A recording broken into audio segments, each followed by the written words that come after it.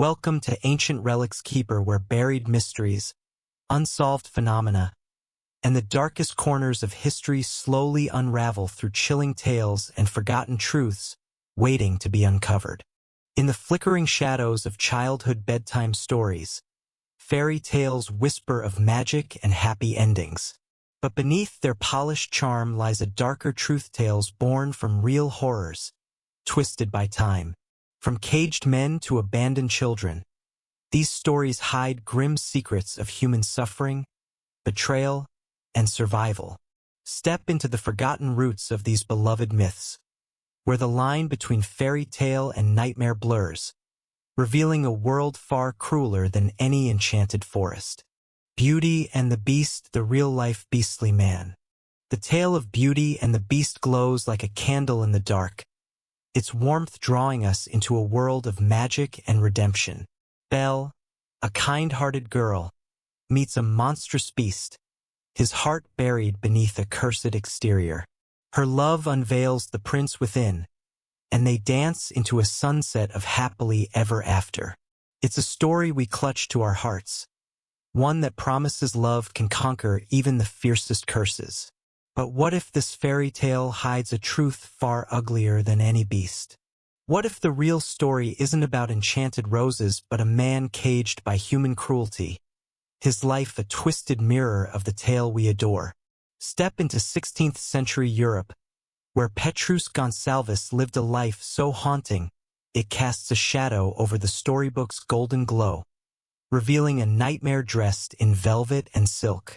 In the fairy tale, the beast prowls a castle of enchanted mirrors, his roar softened by a heart yearning for love. A witch's curse has trapped him, but Belle's compassion breaks the spell, restoring him to a prince's form. The story is a tapestry of hope, woven with threads of transformation and devotion. Yet, the real beast was no prince awaiting a kiss.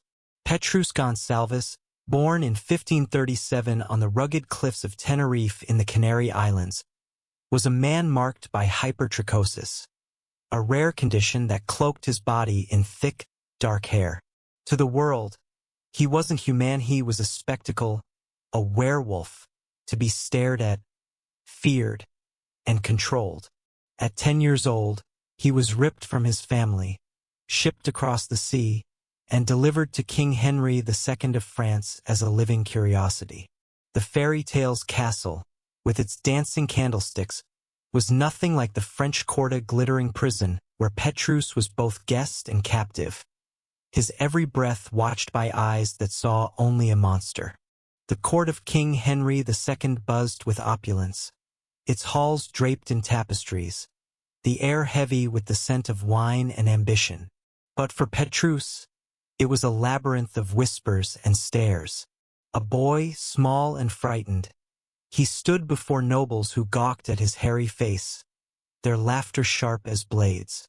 They dressed him in silk, paraded him at feasts, but the finery was a mockery.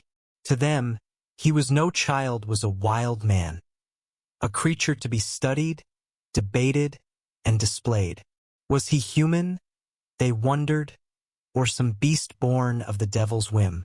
Servants whispered of curses, courtiers scribbled notes, and Petrus, alone in a sea of faces, learned to hide his heart behind a mask of silence. The fairy tale's enchanted objects, deopots that sing, clocks that chatter, fade into a stark truth. Petrus's only companions were the chains of his difference, invisible but heavy, binding him to a life he didn't choose. Where the fairy tale offers Belle, a woman who freely chooses to love the beast, Petrus's story plunges into darker waters. The French court, drunk on curiosity, devised a chilling experiment. Could a monster love? Could a man like Petrus, with his hairy hands and quiet gaze, be human enough to marry, to father children, to mimic their civilized ways? They selected Catherine Raffelin, a lady of the court, to be his bride. History is silent on her feelings. Did she see a man or a beast? Did she tremble or stand defiant? What's clear is that she was given to Petrus, Her hand offered not in romance but in cold calculation, a test to probe the boundaries of humanity. The fairy tale's romance, with its moonlit dances and blooming roses, crumbles into a grim reality. A marriage orchestrated by a court's morbid fascination, a union where love, if it bloomed, was a fragile flower in a storm of scrutiny. The wedding unfolded under a canopy of whispers, the cathedral's stained glass casting fractured light on Catherine's white gown. Petrus stood beside her, his hairy face unreadable, his hands clasped to hide their tremble. The court watched, not with joy but with the predatory focus of hunters sizing up prey. What would their children be? They murmured, human or beastly. The ceremony was no celebration. It was a spectacle, a moment in a grand experiment that stripped Petrus and Catherine of agency. Their life together was no fairy tale waltz but a performance, lived under the court's unblinking gaze. They dwelt in the palace, wore fine clothes, and carried the trappings of status, but it was a gilded cage. Petrus remained the wild man, a curiosity who could never belong. Catherine, bound to him by royal decree, was both partner and pawn, her life reshaped by a choice she didn't make. Yet, in the stolen moments by a fire's flicker or in the hush of a shared glance did they forge something real, a bond born of shared defiance, a quiet rebellion against a world that saw them as pieces on a chessboard. The records don't tell, but the heart dares to hope. The fairy tale's climax, where love breaks the curse, is a lie when measured against Petrus's life. He and Catherine had 7 children, a testament to their resilience in a world that doubted their humanity. But 4 of those children inherited their father's hypertrichosis, their small faces framed by the same dark hair that marked Petrus as other. In the fairy tale, the beast's transformation is a triumph, a shedding of fur for flesh, a return to the world's embrace. In reality, hypertrichosis was no spell, it was a genetic trait, a part of who they were. The court, far from celebrating these children, saw them as treasures, living proof of their experiment's success. In a twist that claws at the soul, the 4 hairy children were taken from their parents, gifted to noble families across Europe like exotic artifacts. Antonetta, one of their daughters, was sent to the court of Parma, her childhood traded for the amusement of strangers. The fairy tale's happy ending, with its reunited lovers, shatters into a family torn apart, their children treated as trophies in a game of power. The moment those children were taken lingers like a ghost. Catherine's arms, once warm with the weight of her babies, hung empty, her heart a silent scream. Petrus, his hairy face etched with grief he couldn't voice, stood powerless as his children were carried away. Antonetta, her tiny hands clutching a doll, was bundled into a carriage, her eyes searching for her parents as the palace gates slammed shut. In Parma, she was dressed in silk, her hairy face immortalized in portraits that still haunt us, her life a parade of stares and whispers. The other children faced similar fates, scattered across Europe, their laughter silenced in courts that saw them as curiosities, not kin. Petrus and Catherine clung to the 3 children who looked normal, their family a broken mosaic, its pieces stolen by a world that prized difference as a commodity. The fairy tale's enchanted castle, with its feasts and magic, collapses into a cold truth, a court that treated humans as experiments, their lives a spectacle for the elite. The chasm between the fairy tale and Petrus's reality is a wound that festers. In Beauty and the Beast, love is a key, unlocking the beast's true form and setting him free. Belle's choice is her strength, her love a shield against the world's judgment. But Petrus and Catherine had no such freedom. Their marriage was a royal command, their children's fates decided by others. The fairy tale celebrates transformation, but Petrus could never escape his curse. His hypertrichosis was his body, his truth, not a spell to be undone. The court didn't want him to change. They needed him to remain the wild man, a symbol of their power over the other. Yet, Petrus's story holds a quiet fire. He learned Latin, mastered reading and writing, skills that defied the court's low expectations. He raised a family even as the world tried to tear it apart. In the fairy tale, the beast's transformation is the story's heart. In Petrus's life, the real transformation was his refusal to let cruelty define him. The metaphor woven into beauty and the beast gains a sharper edge through Petrus's story. The fairy tale teaches that true ugliness lies in cruelty, not appearance, urging us to see the heart beneath the fur. But Petrus's life turns the mirror on us, revealing the real monsters, those who cage, exploit, and dehumanize the different. His beastliness was never his hair, it was the way society stripped him of his name, his home, his children. The fairy tale's rose, wilting under glass, becomes Petrus's life. Fragile, beautiful, and trapped, it's worth unseen by those who saw only strangeness. The story asks us to look beyond appearances, but Petrus demands Murray challenges us to confront our own cruelty, to question who we label monster and why. In a world that still judges differency by race, disability, or identity, his story is a warning, a plea, a whisper from the past that cuts through our present.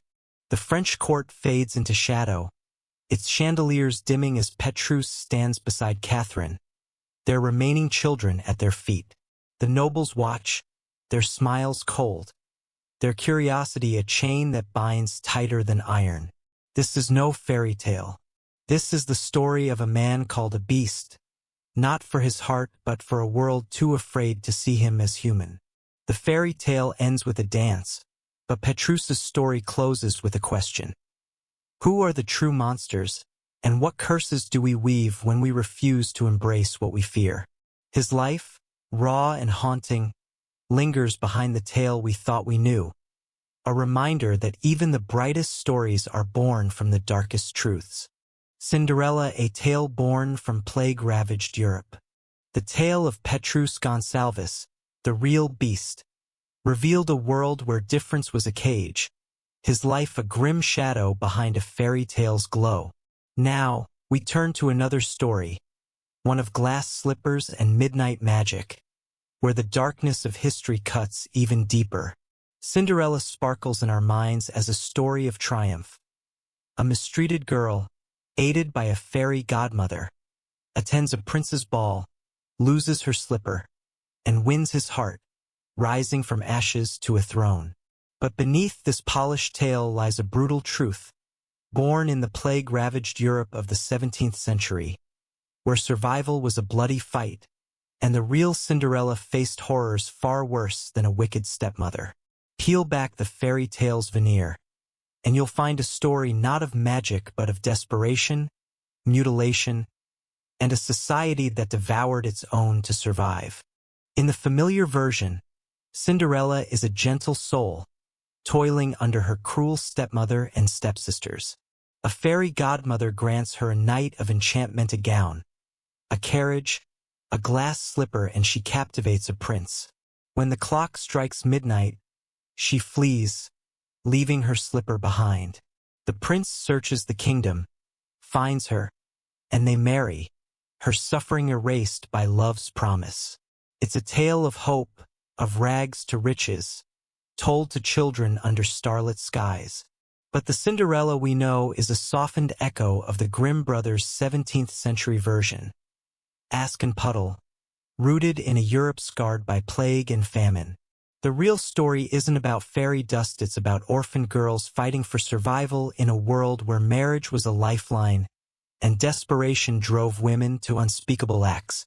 The Black Death had swept through Europe centuries earlier, but its shadow lingered into the 1600s, leaving villages hollowed out, fields barren, and families shattered. By the time the Grimm brothers penned their tales, Germany was a patchwork of hunger and loss, reeling from post-plague scarcity and the 30 Years' War. Orphans, especially girls, were left to fend for themselves in a society where women had no rights, no jobs, and no safety nets. Marriage was their only path to security, but it was a brutal contest, a race where only the luckiest or most ruthless survived. Cinderella emerged from this crucible, reflecting the plight of mousy, overlooked girls who had to claw their way to a future. The grim version strips away the fairy godmother's sparkle, replacing her with a magical hazel tree growing from Cinderella's mother's grave, a grim nod to the dead who haunted the living. But the real horror lies in the stepsisters, whose desperation for the prince's hand led to acts so grotesque they make the fairy tale's wicked stepmother seem tame. In the grim tale, the stepsisters don't just scheme, they mutilate themselves to fit the tiny slipper. When the prince arrives, the first sister slices off her heel, blood seeping through the shoe as she limps beside him. The prince, alerted by Dove's cooing of deceit, rejects her. The second sister hacks off her toes, cramming her mangled foot into the slipper, only to be betrayed by the same doves.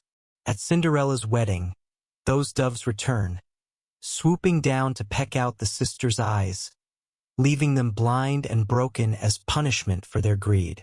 This isn't a story of magic wands, it's a blood-soaked warning, born from a time when survival meant sacrificing flesh, dignity, and even humanity. The stepsisters' mutilation mirrors the real desperation of women in a patriarchal world, where a husband was a ticket out of starvation and failure meant death in the streets. Europe in the 17th century was a graveyard of dreams. The plague had killed millions, and the wars that followed turned fertile lands into wastelands. In German villages, the air was thick with the stench of decay-rotting crops, unburied bodies, the faint wail of hungry children. Orphans like Cinderella, often stepchildren in blended families, were the lowest of the low, forced to scrub floors, mend rags, and eat scraps while their stepfamilies clung to what little they had. The wicked stepmother wasn't just a fairy tale villain, she was a real figure. A woman hardened by loss, prioritizing her own children in a world where food was scarce. Stepdaughters were burdens, mouths to feed in houses already stretched thin. Some were abandoned, others married off to men twice their age, their youth traded for a loaf of bread. The fairy tale's ball, with its glittering chandeliers, was a fantasy born of grim reality, a rare chance to catch a nobleman's eye, to escape the drudgery of a life spent in ashes. The stepsisters' bloody sacrifice in the grim tale is no mere shock, it's a chilling reflection of the lengths women went to in this cutthroat world. Marriage wasn't about love, it was about survival. A noble husband meant food, shelter, status, a shield against the hunger that gnawed at every door. Girls were groomed to compete, their beauty a currency, their bodies a bargaining chip. The slipper, delicate and unyielding, wasn't just a plot device, it was a symbol of the impossible standards women faced. Too poor, too plain, too wrong. And you were cast aside. The stepsisters, raised in a house where Cinderella was the scapegoat, knew the stakes. Their mother, whispering of power and wealth, urged them to do whatever it took. When the slipper didn't fit, they didn't hesitate. A knife flashed, blood pooled, and they forced their mangled feet into the glass, their faces twisted in pain but resolute. This wasn't greed, it was desperation, the kind that drives a person to carve away pieces of themselves to fit a world that demands perfection. The prince's search for his bride, romantic in the fairy tale, takes on a darker hue in this context. He wasn't a savior but a prize, a ticket to a life beyond the mud and misery. The stepsisters' mutilation was a gamble, a grotesque bid for a future. But the doves, those eerie messengers in the grim tale, weren't just magical, they were the voice of justice in a world that rarely offered it. Perched on the hazel tree, They sang of blood and deceit, exposing the sisters' lies. At the wedding, they returned, their beaks sharp as vengeance, plunging into the sisters' eyes, leaving them to stumble blindly through a life they'd fought so hard to escape. The fairy tale's happy ending, with Cinderella crowned a princess, hides a brutal truth. For every girl who won, countless others were left broken, their bodies and spirits scarred by a society that pitted them against each other. The historical backdrop of Cinderella is a tapestry of horror, woven from the threads of famine, war, and plague. The Great Famine of 1315–1317 had set the stage, but the 17th century brought its own miseries. In Germany, the 30 Years' War, 1618–1648, ravaged towns, leaving fields burned and families starving. Food was a luxury, and survival was a daily battle.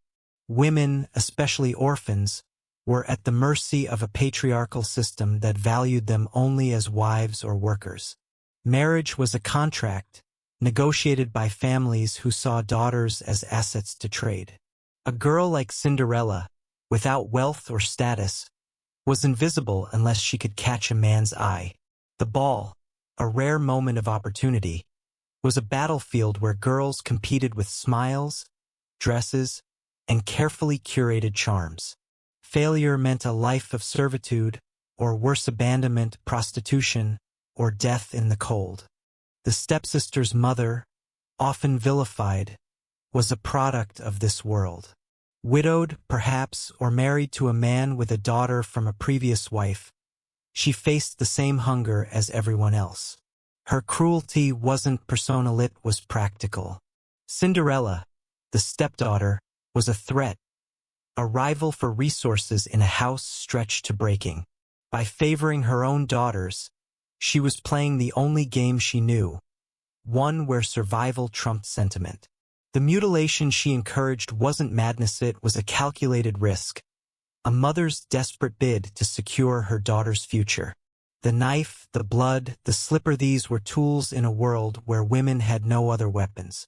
The fairy tale paints her as a monster, but history shows her as a woman trapped, her choices shaped by a society that offered none. Cinderella herself, the heroine, is no delicate flower in the grim tale. She's a survivor, hardened by years of abuse. Her hope kindled not by magic, but by the memory of her dead mother, embodied in the hazel tree. The tree, growing from a grave, is a haunting symbol of the past's grip on the present, its branches offering gifts, dresses, shoes that help her seize her chance. Unlike the Disney version, there's no fairy godmother, no pumpkin coach, just a girl who takes what fate offers and runs with it. Her victory, though, comes at a cost. The dove's vengeance on her stepsisters, while satisfying, underscores the cycle of cruelty that defined their world. Cinderella's rise didn't change the rules, it just meant she beat the game, leaving others to pay the price. The metaphor at the heart of Cinderella is what makes its historical roots so chilling. The fairy tale is sold as a story of hope, a promise that goodness and perseverance win. But beneath the surface, it's a mirror held up to a society where women were pitted against each other, their worth measured by their ability to secure a man.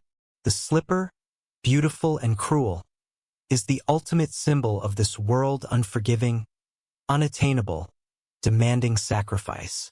The stepsister's mutilation reflects the real sacrifices women made, not just of flesh but of identity, autonomy, and humanity, to fit a mold that was never meant for them. The doves, with their bloody justice, aren't saviors, theory, a reminder that this world punishes as much as it rewards, and the line between victim and villain is razor thin. Picture a German village, its streets muddy, its air heavy with the stench of hunger. A girl kneels by a hearth, her hands raw from scrubbing, her eyes fixed on a world that doesn't see her. Across the room, her stepsisters preen, their mother sharpening a knife with a glint in her eye. The prince's men are coming, the slipper gleaming in their hands, and the house hums with a desperate hope. Blood will spill, eyes will fall, and a girl in ashes will rise not because of magic, but because she learned to survive where others broke. This is no fairy tale. This is Cinderella, a story of a world that chewed up its daughters and called it destiny. A haunting echo of a time when survival was the only crown that mattered. The Pied Piper of Hamelin A Town's unspeakable loss. Where Cinderella unveiled a world of blood and desperation, its glass slipper stained with the cost of survival, another tale beckons from the shadows of history. The Pied Piper of Hamelin lures us into a mystery that chills the bone, its melody hiding a wound that refuses to heal. In the fairy tale, a piper, cloaked in motley, rids the town of Hamelin of a rat plague with his enchanted flute. When the townsfolk refuse to pay, he plays a new tune, leading their children into the mountains, never to return. It's a cautionary tale of greed and consequence, told with a shiver to wide-eyed listeners. But the real story, etched in a 13th century record, is far dark era haunting enigma of 130 missing children, a town cloaked in silence, and a truth so horrific it birthed a legend to bury the shame. Unravel the piper's tune, and you'll find not magic but a tragedy that whispers of betrayal, loss, and a society's buried guilt. The Pied Piper we know is a simple story, painted in broad strokes. Hamelin, overrun by rats, hires a piper whose music charms the vermin into the river. Betrayed by the town's refusal to pay, he returns, his flute weaving a spell that draws the children away, their laughter fading into a mountain's embrace. The tale ends with a warning. Honor your debts, or pay a price too steep to bear. But this polished version, crafted by the Grimm brothers in the 19th century, is a veil over a wound that festers in Hamelin's history. A chronicle from 1384, a century after the event, states plainly, in the year 1284, on the day of Saints John and Paul, 130 children born in Hamelin were led away by a piper and lost. No rats, no flute, no fairy tale flourish, just a stark fact that 130 children vanished, leaving a town to grapple with an unspeakable void. The truth behind their loss is a tangle of theories, each more chilling than the last. A forced migration, a slave trade, a plague, or a crime so shameful the town spun a myth to hide it. Hamelin, a small German town nestled along the Weser River, was no stranger to hardship in 1284. The 13th century was a brutal era, marked by famine, disease, and the Crusades' fervor. Europe's population strained against dwindling resources, and towns like Hamelin were caught in a web of survival, their cobblestone streets echoing with the clatter of trade and the cries of the hungry. The chronicle's mention of 130 children born in Hamelin, not passing through, suggests a targeted loss, a wound that struck at the town's heart. One theory points to a migration, a desperate exodus to colonize new lands in Eastern Europe, particularly Transylvania. The Mongols had ravaged the region, leaving fertile lands empty, and German settlers were lured by promises of prosperity. Could a charismatic lead-era piper in name only have convinced Hamelin's youth to leave, only for them to perish in the wilds or settle far from home, their fate lost to time? Another theory is bleaker, rooted in the Crusades' dark underbelly. The Children's Crusade of 1212 saw thousands of youths march toward Jerusalem, only to be sold into slavery or die on the journey. By 1284, the Crusades still fueled a grim trade in human lives, with children poor, expendable, fetched as laborers or worse. Did Hamelin's children fall prey to a slaver, a figure whose promises of glory masked a ship's hold and a life in chains? The chronicle's silence on their fate fuels the horror. Were they loaded onto carts, their small hands clutching each other, as their parents watched, complicit or powerless? Or perhaps a plague swept through, claiming the young and leaving the town to craft a piper's tale to mask their failure to protect their own. Each theory is a thread in a tapestry of loss, weaving a story not of magic but of a community that let its children slip away. The year 1284 dawns over Hamelin, its timbered houses huddled against the river's mist. The town is alive with the clamor of markets, but beneath the bustle lies a restless fear. Crops have failed again, the church's bells toll for the dead, and whispers of distant wars creep through the streets. The children, bright-eyed and barefoot, play in the alleys, unaware of the shadow creeping closer. A stranger arrives, his cloak a patchwork of colors, his voice smooth as honey. He speaks of new lands, of fields ripe with grain, of a future beyond the river's bend. The adults, wary but worn, listen. Some see hope, others see coin. The children, enchanted by his tales, gather round, their laughter a fragile melody in a town heavy with dread. By nightfall, a decision is made not by the children, but for them. The stranger leads them out, their small figures fading into the dawn, 130 souls marching toward a promise that will never be kept. The chronicle doesn't say where they went, but the silence screams. If migration was their fate, picture the journey. A ragged line of children, some as young as 5, trudging through forests where wolves prowled and rivers swelled. The piper, perhaps a recruiter for distant lords, cared little for their safety. Starvation, cold, or bandits could have claimed them, their bones scattered in unmarked graves. If slavery was their end, the horror deepens. Bound and gagged, they were herded to ports, their cries drowned by the sea's roar. Sold to distant masters, they toiled in fields or worse, their names erased, their childhood a stolen dream. If plague was the culprit, imagine Hamelin streets littered with small bodies, the survivors too ashamed to speak the truth. The piper's tale, born years later, was a salve for the town's guilt, a way to shift blame from their own hands to a faceless stranger's flute. The fairy tale's rats, a convenient villain, are absent from the chronicle, a later addition to soften the story's edge. The rats symbolize chaos, a problem the town could solve by hiring a hero.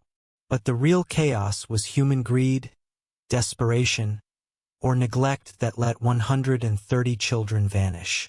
The piper, with his motley cloak and haunting tune, is no magical figure but a symbol of betrayal, a stand-in for whoever led the children away. Was he a real man, a silver-tongued opportunist who saw profit in Hamelin's youth? Or was he a myth, crafted to absolve the town of its sin? The chronicles date June 26, the feast of Saints John, and Paul adds a bitter irony. A day of celebration turned to mourning, the church's bells ringing not for joy but for a loss the town could never reclaim. The parents of Hamelin are the story's silent ghosts. Did they consent, sending their children off with hopes of a better life?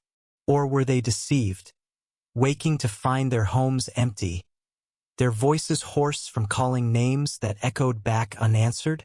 The fairy tale paints the townsfolk as greedy, refusing to pay the piper's fee. But the real crime was deeper complicity, cowardice, or despair that let their children walk away. The mountain, where the fairy tale claims the children vanished, looms over Hamelin still, its slopes a silent witness. Local legend speaks of a cave, a portal to nowhere, but the truth is likely simpler.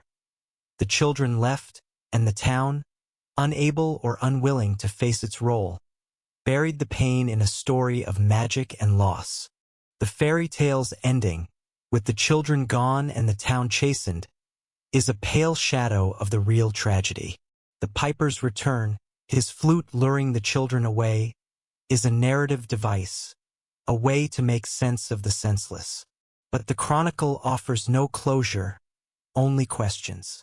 Did the children die, their small bodies lost to the wilderness? Were they sold, their lives traded for a handful of coins? Or did they survive, scattered across distant lands, their roots in Hamelin severed forever? The town's silence is its own confession, a refusal to speak the truth. The piper's tale, passed down through centuries, became a shield, a way to tell the story without facing the horror at its core. The metaphor of the Pied Piper is what makes its historical roots so haunting. The fairy tale warns of broken promises, of debts unpaid. But the real story is a mirror held up to society's failures, a reflection of how communities betray their most vulnerable. The piper is not one man but many leaders, opportunists, or even parents who, through action or inaction, let their children fall. The children, bright and trusting, are the innocence we lose when greed, fear, or neglect takes hold. The mountain, swallowing them whole, is the void left by collective guilt, a darkness we can't face. In a world where children still vanish through war, trafficking, or disaster, the piper's tune echoes, a reminder that our silence is as deadly as any flute. The contrast between the fairy tale and its origins is a wound that bleeds. The grim version offers a neat moral, a lesson learned. But the chronicle's stark words, 130 children lost, carry no such comfort. The fairy tale's rats and flute are a distraction, a way to make the story safe. The real Hamelin faced no rats, only the loss of its future, a scar that no legend could heal. The piper, whether man or myth, is a scapegoat for a town that failed its own. Hamelin, 1284, fades into twilight, its streets empty, its air heavy with absence. A mother clutches a small shoe, her sobs swallowed by the river's murmur. A father stares at the mountain, its shadow a weight he'll carry forever. The stranger is gone, his promises dust, and 130 children are nowhere, their laughter a ghost in the wind. This is no fairy tale. This is the Pied Piper, a story of a town that lost its heart and wove a legend to hide the truth. A haunting cry from a past that begs us to listen before the tune plays again. Sleeping Beauty, a tale of rape and power. The Pied Piper's haunting melody lingers, a grim requiem for Hamelin's lost children, their absence a scar on the town's conscience. Now, we drift into a tale draped in softer shadows, where sleep masks a horror far more intimate and cruel. Sleeping Beauty captivates with its gentle promise. A princess, cursed to slumber, awakened by a prince's kiss, her story sealed with a crown and a smile. But beneath this silken fairy tale lies a jagged truth, born in 17th century Italy, where a woman's body was a prize, her will irrelevant, and her awakening a descent into violation. Rip away the fairy tale's gossamer veil, and you'll uncover a story not of love but of predation, power, and a silence that screams louder than any spell. In the version etched in childhood memories, Sleeping Beauty is a delicate dance of fate and devotion. A princess, doomed by a fairy's curse, pricks her finger on a spindle and falls into a century-long sleep. A valiant prince braves a fortress of thorns, his kiss stirring her awake, and their love blooms into a radiant marriage. It's a lullaby of hope, a tale that soothes with its promise of salvation. But this sanitized story, polished by Charles Perrault and later Disney, is a pale shadow of its origins in Giambattista Basile's 1634 tale, Sun, Moon, and Talia, from his Pentamerone. Here, Talia, the sleeping noblewoman, is raped by a king while comatose, bears twins in her unconscious state, and wakes not to love but to the weight of a crime she didn't choose. This isn't a fairy tale of enchanted kisses, it's a nightmare of exploitation, where a woman's body was stolen and her happy ending was a lie forced upon her. Basile's Naples in the 1630s was a city of opulent courts and ironclad traditions, its beauty masking a brutal reality for women. In this patriarchal world, noble women were currency. their lives traded for alliances, heirs, or prestige. A woman's consent was a formality, her body a tool for men's ambitions. Sun, Moon, and Talia emerged from this crucible, its fantastical veneer barely concealing the truth of women's vulnerability in a society where kings and lords held absolute sway. Talia's story, though cloaked in magic, echoes the silent suffering of countless women whose assaults were buried to protect their abuser's honor. The fairy tale's kiss, a beacon of romance, is a cruel deception. Basile's king is no hero but a predator, his crown a shield for his crime, his actions a mirror of a world that valued power over justice. Naples gleamed under a Mediterranean sun, its palaces adorned with marble and intrigue.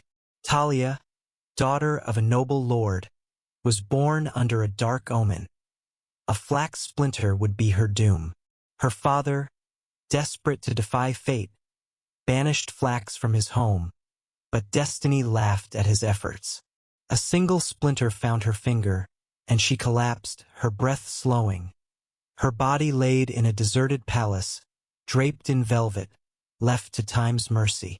Her father, consumed by grief, locked the gates and vanished, abandoning her to silence.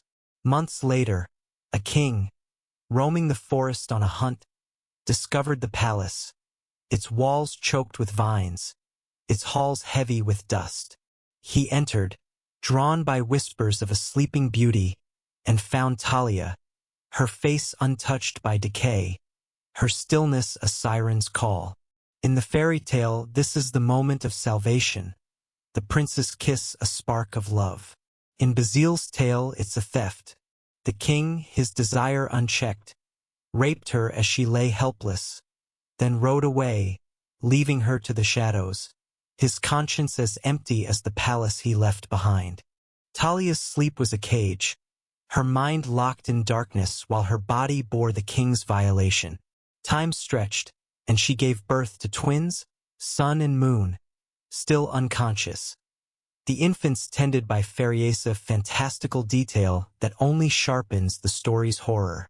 One day, a baby's hungry mouth found her finger, sucking out the flax, and Talia woke, her eyes opening to a world forever changed. Her children, strangers born from a crime, cried in her arms, their existence a wound she couldn't name. The fairy tale's prince storms a castle to claim his bride. Basile's king returned only when lust beckoned, his smile a claim, not a promise. He brought Talia and her twins to his court, presenting them as treasures, but his wife, the queen, saw betrayal. Her rage was a wildfire. She ordered the twins slaughtered, their flesh to be served to the king, and Talia burned alive. A compassionate cook spared the children, substituting lamb, and Talia's defiance exposed the queen's plot. The king, unscathed, cast his wife aside and married Talia, sealing the tale with a happy ending that tastes of ash, a mockery of justice in a world that bowed to power. The historical roots of Sun, Moon, and Talia are steeped in the violence of 17th-century patriarchy. Women in Basile's Italy were chattel, their lives dictated by men who saw them as vessels for lineage or pleasure. Rape by noblemen was a hushed scandal, the victim often blamed or married off to her abuser to save face. Basile, a courtier navigating Naples' treacherous elite, wove these truths into his tales, his fantastical flourishes a mask for the grim realities he witnessed. Talia's assault reflects the stories of women whose bodies were taken by men in power, their pain silenced to preserve the social order. The king's impunity, his ability to violate Talia, claim her children, and marry her without consequence mirrors a society where male desire was law, and women were expected to bend or break. The fairy tale's enchanted slumber, with its promise of a gentle awakening, is a betrayal of Talia's reality. Her unconsciousness was no curse but a theft of agency, her body a battlefield for the king's will. The twins, born without her consent, are a haunting reminder of her powerlessness. She was a mother before she was awake. Her life rewritten by a crime she couldn't fight. The Queen's vengeance, though monstrous, reveals another layer of tragedy. A woman, trapped in the same oppressive system, turned her fury on Talia and the children, not the king who betrayed her. This cycle of pain, where women harm each other under patriarchy's weight, underscores the story's bleakness. The cook's mercy and Talia's survival are glimmers of hope, but they can't erase the truth. Talia's happy ending was a forced union with her abuser, her voice buried under the weight of a crown. The deserted palace was a grave, its windows sealed by ivy, its air thick with decay. Talia lay on a velvet throne, her breath a whisper, her beauty a trap that invited violation. The king's boots echoed on the stone, his eyes gleaming with a hunger that wore no mask. He took her, his crown a license, and left her to the dust, her body a secret he'd keep. Months later, her screams mingled with her twins, their tiny hands grasping for a mother still lost in sleep. When she woke, the world was a stranger. Her children, her pain, her life no longer hers. The king's court, where she was summoned, was a labyrinth of silk and spite, its queen a serpent coiled to strike. The twins' laughter, nearly silenced by a butcher's blade, was a fragile note in a song of betrayal, their survival a defiance that couldn't undo the crime at the story's core. The chasm between the fairy tale and Basil's tale is a wound that festers. The modern Sleeping Beauty is a romance, its prince a savior, his kiss a miracle. But sun, moon, and Talia is a crime scene, its king a predator, his actions a violation, not a vow. Talia's awakening is no victory. She opens her eyes to a body betrayed, a future stolen, and a marriage to the man who harmed her. The fairy tale's thorns, parted by a hero's blade, are a fantasy. Talia's barriers were human lust, deceit, and a society that valued her silence over her suffering. The happily ever after, imposed on her, is a cruel jest, a gloss over a world where justice was a dream she couldn't afford. The deeper truth of sun, moon, and Talia lies in what it unmasks about power and erasure. The story's core is a window into a world where women's lives were plundered, their voices smothered by the weight of male dominion. Talia's sleep is the ultimate loss of control, her unconsciousness a reflection of how women were stripped of choice, their fates carved by others' hands. The king, with his unchecked power, is the face of a system that thrived on conquest, taking without remorse. The queen's rage, aimed at Talia instead of her husband, shows how women, ensnared in the same cage, became weapons against each other. The twins, born from trauma, carry the scars of a wound that ripples beyond their mother, shaping lives touched by violation. In a world where women still battle to reclaim their voices, Talia's story is a call to witness, a demand to see the cost of silence and the strength it takes to shatter it. The fairy tale's castle, with its fairy blessings and golden light, dissolves into a stark reality. A palace of ruin, a woman violated, a king who claimed what wasn't his. Talia's story isn't one of romance but of endurance, her awakening not a gift but a burden. Naples' courts, with their glittering facades, were stages for power, not justice, their players deaf to the woman at their center. This is no fairy tale. This is Sleeping Beauty, a story of a world that stole a woman's agency and called it fate. A haunting whisper from a past that urges us to listen before the silence claims us all. Hansel and Gretel's starvation's grim reality. The Sleeping Beauty tale, with its violated princess and hollow crown, exposed a world where power devoured the powerless. Now we wander into a darker wood, where hunger gnaws at the heart of a different story.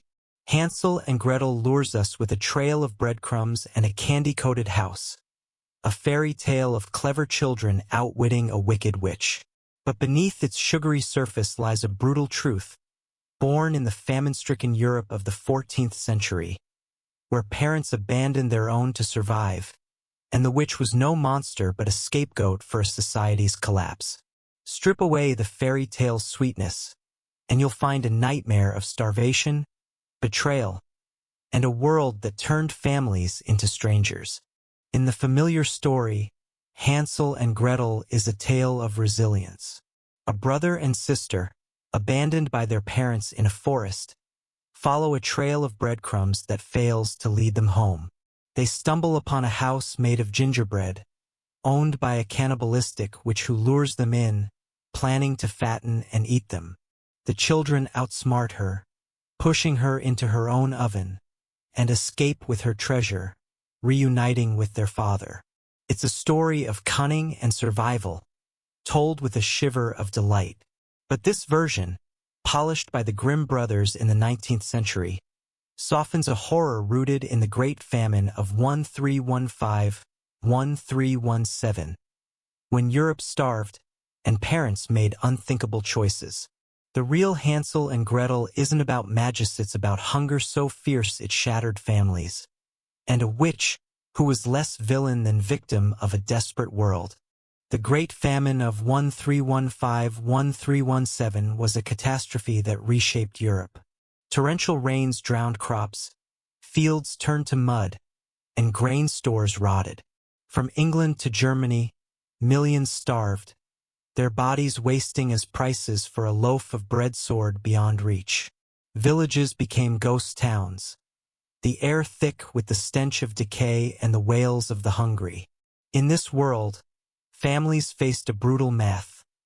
Too many mouths, too little food.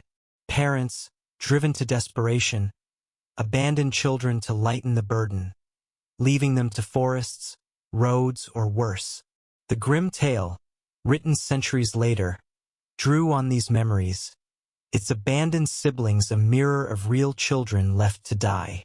The Candy House, a fantastical lure, was a cruel fantasy born of empty bellies, a dream of abundance in a world where a crust was a treasure. The witch, with her gingerbread house and hungry oven, is the fairy tale's heart of darkness. But her role is more complex. In the 14th century, hunger bred fear, and fear bred scapegoats. Lone women widows, healers, or outcasts were easy targets, their isolation making them symbols of both threat and temptation. A woman with a garden or a hidden stash of food could be seen as a witch, hoarding wealth while others starved. The Grimm tale's cannibalistic crone reflects this paranoia, but it also hides a truth. These women were often victims, shunned by communities desperate to blame someone for their suffering. The act of burning the witch Hansel and Gretel's triumph was no fantasy but a grim echo of real witch hunts, where fear turned neighbors into executioners. Europe 1315 is a land of shadows. Rain falls in endless sheets, fields choke on water, and the sky offers no mercy. In a German village, a woodcutter's hut sags under the weight of despair. His new wife, her face gaunt, counts the last grains of barley, her eyes cold as she glances at Hansel and Gretel, her stepchildren. They're small, their ribs sharp under thin skin, but their hunger is a threat, 2 more mouths in a house with nothing left.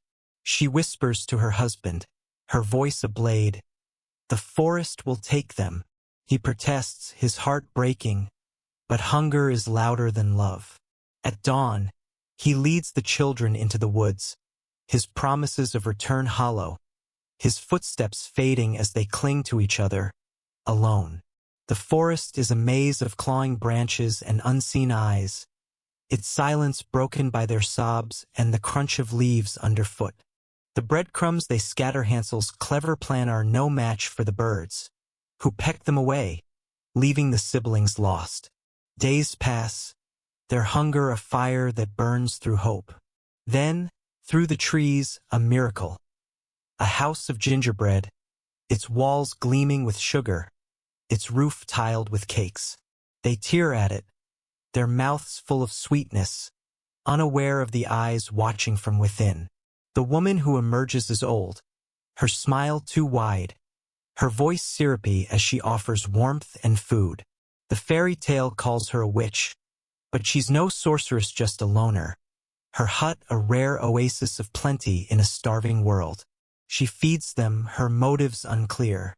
Is she kind, desperate for company? Or is she predatory, her generosity a trap? The truth is lost, but the story's logic is cruel. In a world of want, abundance is suspect, and survival demands a villain. The grim tale gives the witch a cage for Hansel and a kitchen for Gretel, her plan to fatten and eat them a grotesque twist. But the real horror is subtler. In famine's grip, communities turned on themselves, and lone women became targets.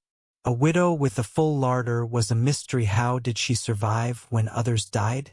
Rumors of witchcraft spread, fueled by envy and fear. The candy house was a fantasy, but it reflected real suspicions.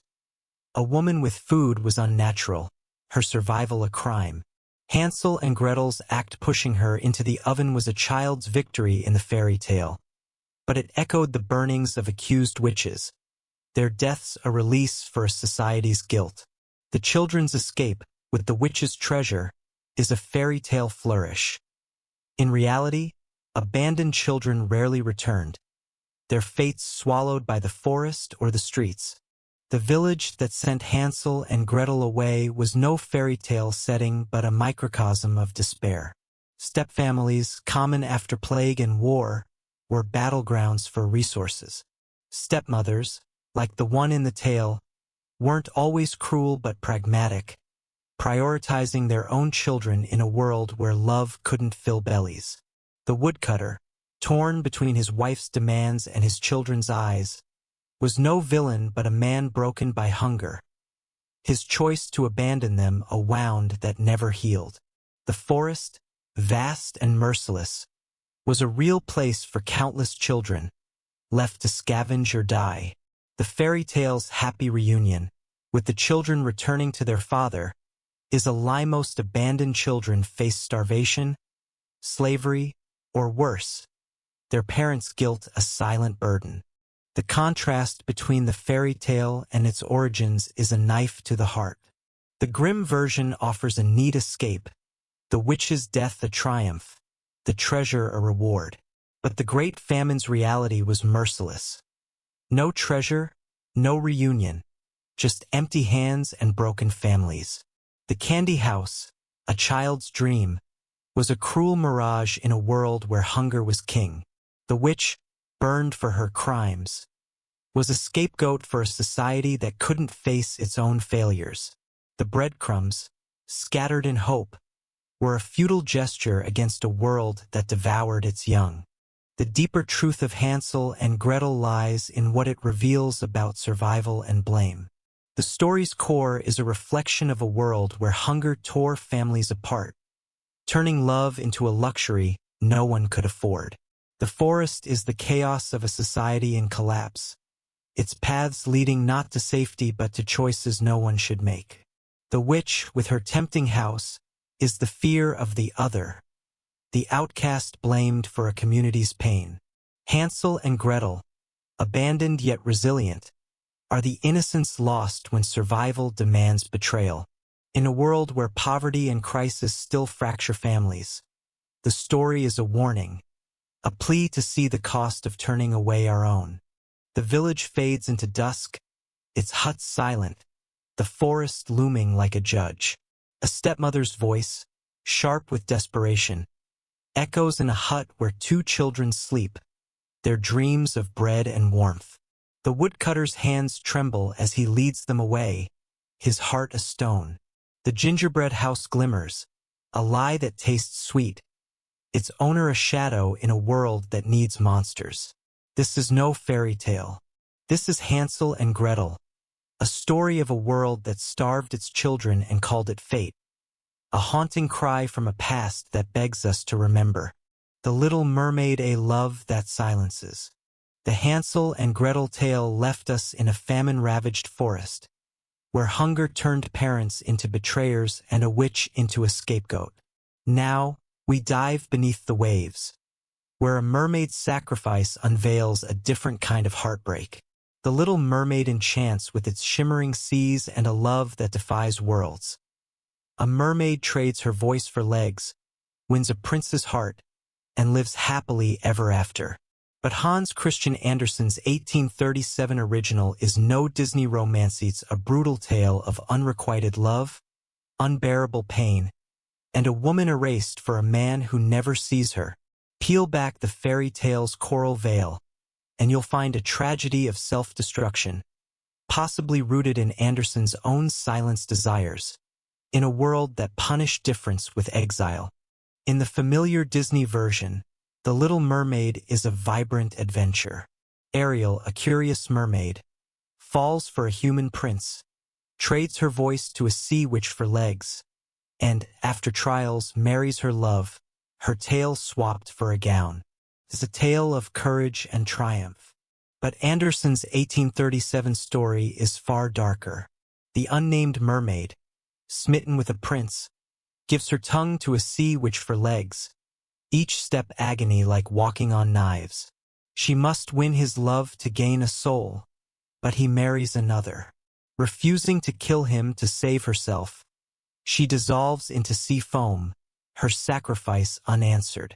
This isn't a love story, it's a requiem for a woman who lost everything to fit a world that rejected her.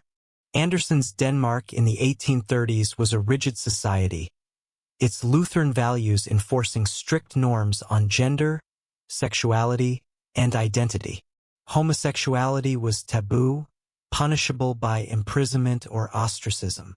Andersen, a shy, awkward writer, never married, and letters suggest he harbored unrequited love for men, including Edvard Collin, who rejected him for a woman. Scholars see The Little Mermaid as Andersen's veiled cry, the mermaid's silenced voice and doomed love mirroring his own suppressed desires in a world that demanded conformity. Her sacrifice reflects the pain of erasing one's identity to be loved, a truth sharpened by the era's intolerance. The fairy tale's romance is a mask. The real story is about the cost of loving what society forbids. Copenhagen's cobblestone streets bustled with trade and piety, but for Andersen, they were a lonely stage. The mermaid's underwater world, vibrant with coral and song, was his escape, her longing for the prince a shadow of his own. She watched the prince from afar, her heart a tide pulling her to a world not hers. The sea witch's lair, dank with eel shadows, was no cartoon villain's den but a mirror of desperation. The witch's price was cruel. Her tongue, sliced away, her voice her essence gone. The potion gave her legs, but each step stabbed like blades, her body a map of pain. On land, she danced for the prince, mute, her grace hiding torment. He smiled, charmed, but his heart belonged to another, a princess he wed in a sunlit cathedral. The mermaid's sisters, hair shorn for a dagger to save her, begged her to kill him, to spill his blood and return to the sea. She couldn't. At dawn, her body crumbled into foam, her love a whisper lost to the waves. The mermaid's sacrifice was no mere plot, it was a reflection of Andersen's world, where difference was a sentence. Women, like men, were expected to conform, their identities molded to fit marriage or duty. The mermaid's trade voice for legs was a woman's bargain, her selfhood surrendered for a man's approval. But Andersen's own life adds a deeper layer. His letters to Colin, tender and unreturned, suggest a love he could never voice, a desire that made him an outsider. The mermaid's pain, her steps like knives, mirrors the agony of hiding one's truth, each moment a wound to fit a world that won't bend. Her refusal to kill the prince, choosing death over violence, is Andersen's defiance, a quiet rebellion against a society that demanded he erase himself. The fairy tale's underwater palace, with its pearl gates, was a dream Andersen wove to escape his reality. But the shore, where the mermaid walked in pain, was as true the place of rejection, where love was a one-way tide. The prince's wedding, with its bells and laughter, was Colin's marriage, a door slammed on Anderson's hopes. The sea which, with her cold eyes, was society's judgment, her knife the price of nonconformity. The mermaid's dissolution into foam wasn't defeat but a release, her body freed from a world that caged her. The fairy tale's happy ending, grafted on by Disney, is a betrayal. Anderson's mermaid found no crown, only peace in oblivion. The contrast between the fairy tale and its origins is a wound laid bare. Disney's Ariel wins her prince, her voice restored, her tale a memory. But Anderson's mermaid loses everything: her voice, her love, her life, her sacrifice, a gift to a man who never sees her. The fairy tale's magic is a lie. The real story is a woman's erasure, her pain a price for a love that never comes. The sea, sparkling in the tale, is a grave, its depths hiding the cost of daring to want what's forbidden. The deeper truth of The Little Mermaid lies in what it unveils about identity and sacrifice. The story's heart is a portrait of a world that demands conformity, where love outside the norm is a death sentence. The mermaid's silenced voice is the loss of self, her muted pain a reflection of those who hide their truth to survive. Her legs, bought with blood, are the false selves we wear to be loved, each step a betrayal of who we are. The prince, blind to her sacrifice, is society's indifference, his marriage a wall that shuts out the other. In a world where marginalized voices, queer, female, or different, still fight to be heard, the mermaid's story is a call to resist, to hold fast to one's truth even when it leads to foam. Copenhagen's harbor fades into mist, the sea lapping at its edges. A mermaid kneels on the shore, her legs bleeding, her eyes fixed on a prince who looks away. The cathedral's bells ring, sealing her fate, and her sister's cries echo from the waves, their dagger untouched. She steps into the tide, her body dissolving, her love a ripple that fades. This is no fairy tale. This is The Little Mermaid, a story of a world that silenced desire and called it love. A haunting plea from a past that urges us to speak before we're lost. Little Red Riding Hood, a warning of predatory men. The Little Mermaid dissolved into sea foam, her silenced love a tragic echo of a world that crushed difference. Now, a crimson cloak beckons us into a forest where danger wears a familiar face. Little Red Riding Hood charms with its simple arc.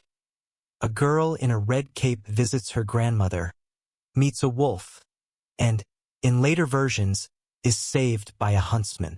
But Charles Perrault's 1697 tale is no child's adventure. It's a stark warning of sexual predation, rooted in a time when young women were prey in a society that blamed them for men's desires. Tear off the fairy tale's cozy hood, and you'll uncover a chilling truth. A girl devoured, her innocence a casualty of a world that taught her to trust the wolf. In the story we know, Little Red Riding Hood is a cautionary fable. A girl, sent to her grandmother's with a basket of food, encounters a wolf who tricks her into revealing her destination. He swallows the grandmother, then Red, but a huntsman saves them, slitting the wolf's belly to free them. It's a tale of naivety and rescue.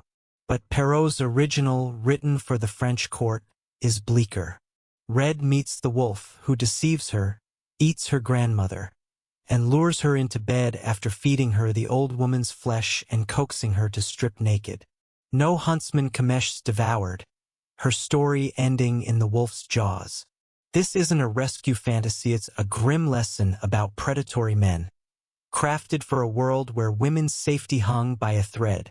Perrault's France in the late 17th century was a glittering cage for women. Under Louis XIV's lavish court, rigid etiquette masked a brutal reality. Women, especially young and poor ones, were vulnerable to men's whims.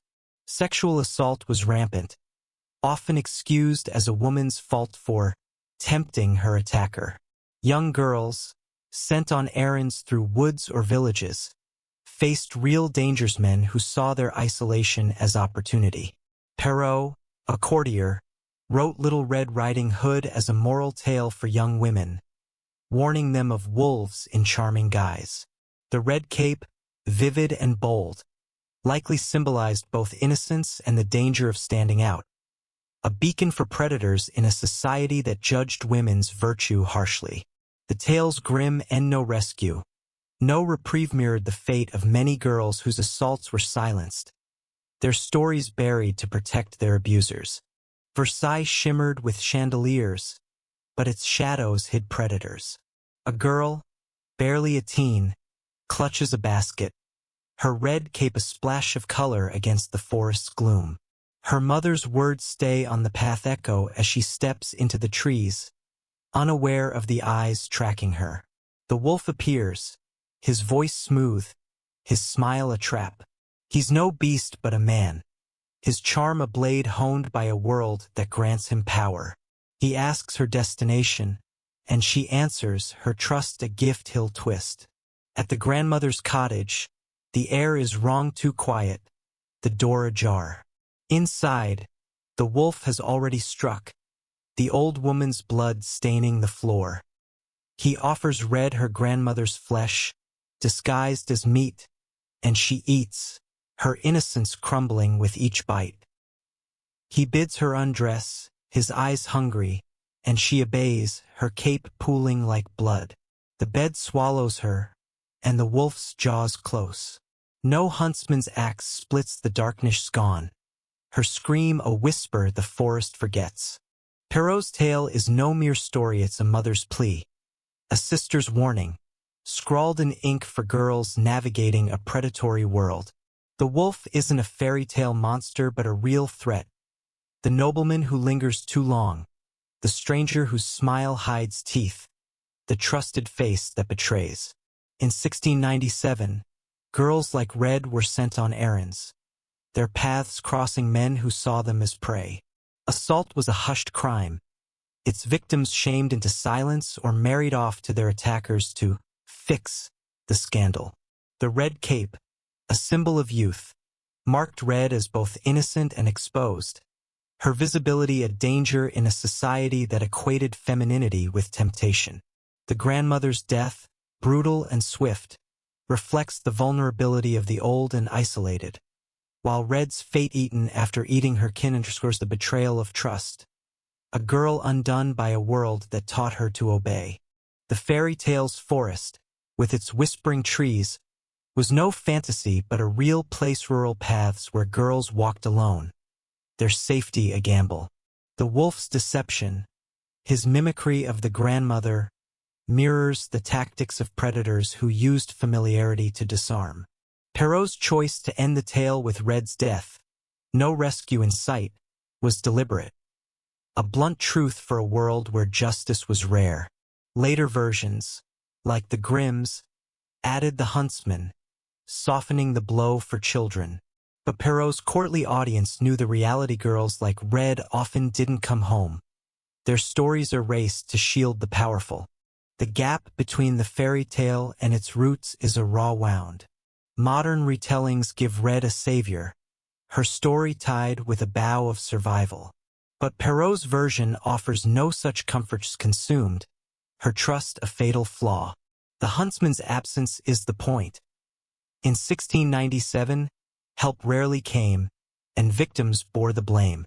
The forest, a place of wonder in later tales, is a predator's hunting ground, its paths leading to ruin. The red cape, a charming detail, is a mark of danger, a signal to wolves in a world that saw women as fair game. The core truth of Little Red Riding Hood lies in its exposure of predation and betrayal. The story unveils a world where men's desires were law, and women's safety was a fleeting hope. The wolf is the danger hidden in plain sight, his charm a weapon forged by a society that excuses his hunger. Red's cape is the innocence that invites attack, her trust a trap set by a world that demands obedience. The grandmother, eaten first, is the forgotten, her death a footnote in a system that values youth over age. In a world where women still face predators on streets, in homes, behind trusted faces, Red's story is a call to see the wolf before he speaks, to guard the path before it's too late. The forest closes in, its shadows thick with menace. A girl in red walks, her basket swinging, her steps light until a voice calls her name. The cottage ahead is silent, its warmth a lie. The wolf waits, his grin a promise of ruin, and the cape falls, a scarlet stain on a world that devours its own. This is no fairy tale. This is Little Red Riding Hood, a story of a world that fed girls to wolves and called it their fault, a haunting warning from a past that still stalks our paths. As the final page turns, these fairy tales reveal their haunting truths born not from whimsy, but from the scars of history.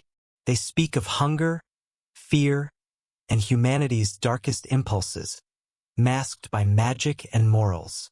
Yet, in their shadows we find resilience, warnings, and raw humanity. These stories endure, not to comfort, but to remind us. Even in our darkest moments, the tales we tell shape who we are and what we dare to overcome. If unexplained stories give you chills, don't forget to follow Ancient Relics Keeper, where time and mystery intertwine, and every ending is just the beginning of another unanswered question.